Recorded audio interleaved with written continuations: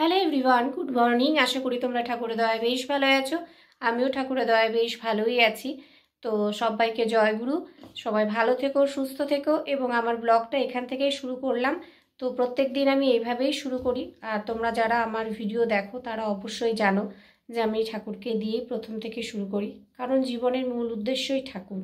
আমরা যার দয়ায় শ্বাস প্রশ্বাস নিই, যার দয়ায় এত কথা বলতে পারি, যার দয়ায় আমরা চলি, সমস্ত কিছু তার দয়াতেই।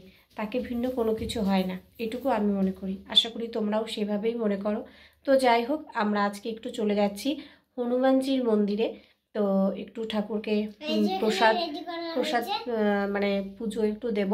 তো আমরা সেই ভিডিওটাই তোমাদের সঙ্গে দেখাবো। সমস্ত কিছু অবশ্যই স্কিপ না করে অবশ্যই দেখো, আশা করি ভালো লাগবে। তো সেই জন্য আমি আর দুজনেই রেডি হয়ে নিয়েছি। এই দেখো, জয়গুরু।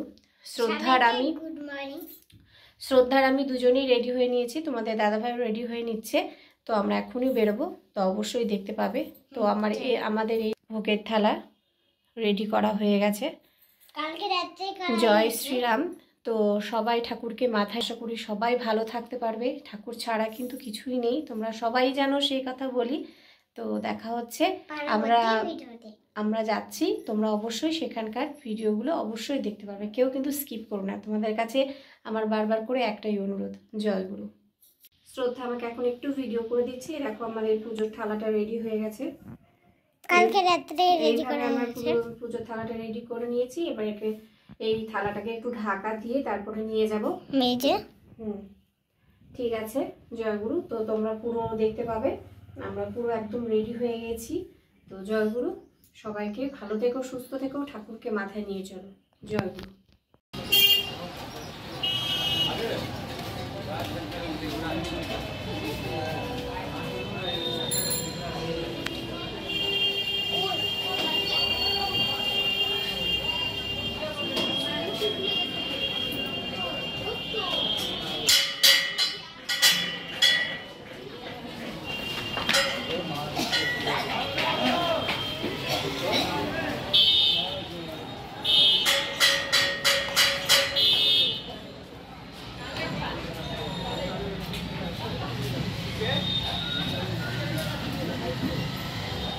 দাও দাও, ওখানে করো।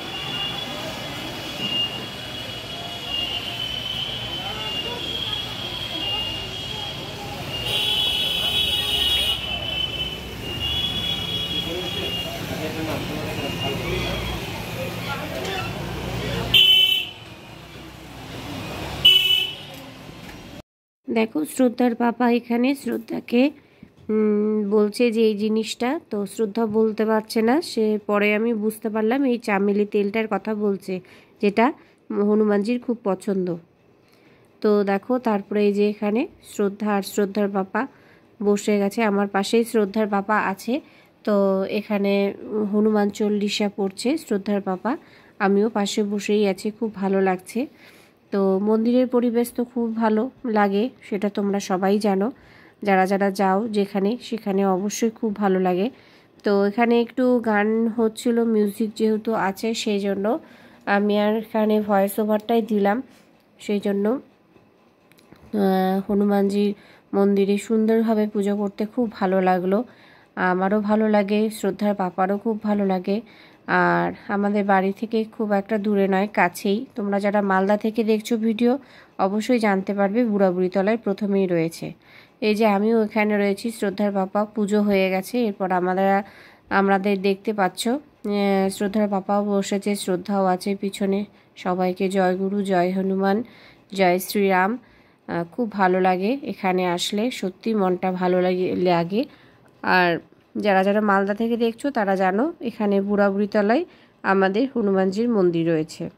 তারপরে পাশেই রয়েছে এই যে শিবলিঙ্গ রয়েছে, ভোলেনাথ ভোলে বাবার রয়েছে শিবলিঙ্গ রয়েছে, সেখানেও শ্রদ্ধার পাপা প্রণাম করছে, আমিও প্রণাম করেছি, কিন্তু আমার ভিডিওটা ক্যাপচার করা হয়নি।